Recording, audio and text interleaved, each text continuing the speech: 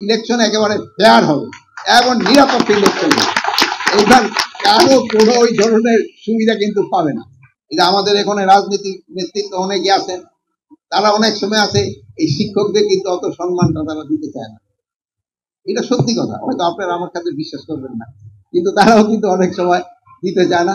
তাদের তাদের পারপাসটা সার্ভ করে শিক্ষকের পিছিয়ে তারা ওই সময় ঘটে যেসব শিক্ষক প্রিজাইডিং অফিসার অথবা সহকারী প্রিজাইডিং অফিসার হয়, সেই সময় তার পিছনে ঘুরে যে ভাই এই একটুখানি কোনো রকমের এইসব করা যায় কিনা।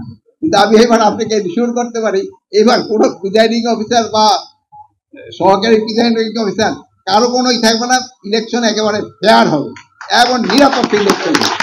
এইবার কারো কোনো ওই ধরনের সুবিধা কিন্তু পাবে না।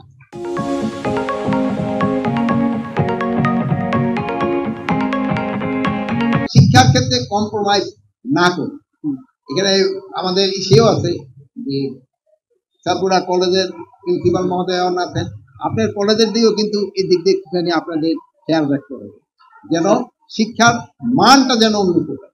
শিক্ষা এতজন পরীক্ষা দিচ্ছে এইটা না, এতজন পাস করছে এইগুলো দেখা যায়।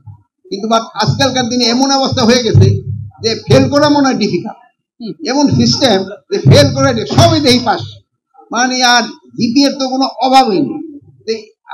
শিক্ষকদের একদিকটা ভালো মনে ওনাকে আত্মা এখন বড় হয়ে গেছে, মার টাক দিতে পারে খুব তাড়াতাড়ি,